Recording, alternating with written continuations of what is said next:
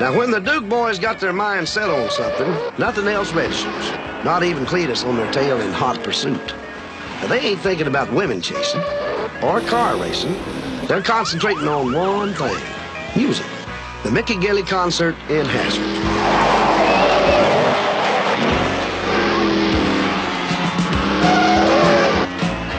Can't understand what happened to Bo and Luke. They should have been here an hour ago. The boys were late because they're taking a little evasive action on old Cletus, who's mad because he's having to miss the concert because he's having to chase the Dukes. But things work like that in Hazard. Hang on, cousin.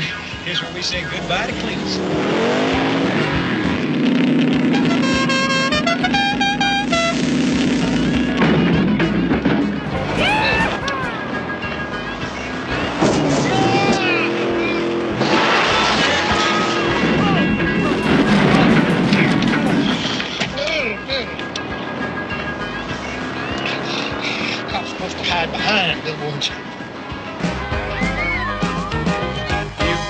Object of my affection,